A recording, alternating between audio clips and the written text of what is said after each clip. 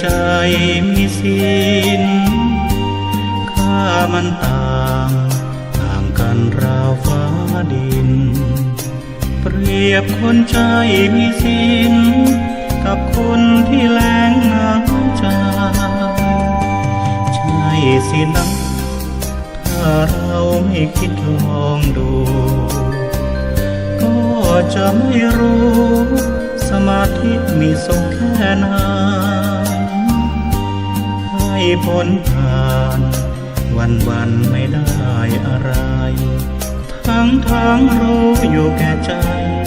แต่เวลาหมุนไปตามกา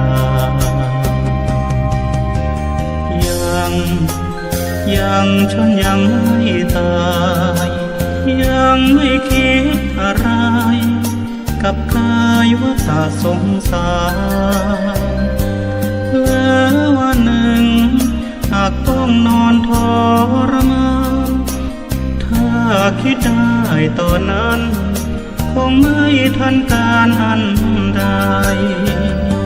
เธอวันนี้รีบสร้างความดีใส่ตนทำบุญกุศลศีลธรรมติดตามตัวไปแล้ววันหนึ่งจะได้ทราบซึ้งแก่ใจ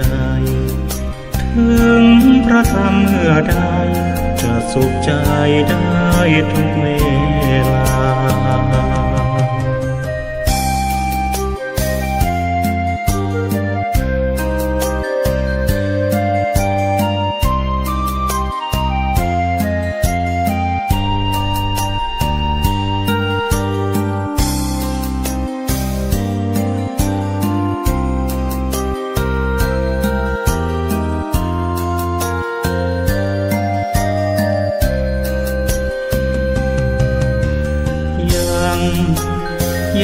ฉันยังไม่ตายยังไม่คิดอะไรกับกายว่าตาสงสารแล้ววันหนึ่งหากต้องนอนทรมานถ้าคิดได้ตอนนั้นคงไม่ทันการอันใดเธอวันนี้รีบสร้างความดีใส่ตนทำบุญกุศลศีลธรรมติดตามตัวไปแล้ววันหนึ่งจะได้ทราบซึ้งแก่ใจถึงพระธรรมเมื่อใดจะสุขใจได้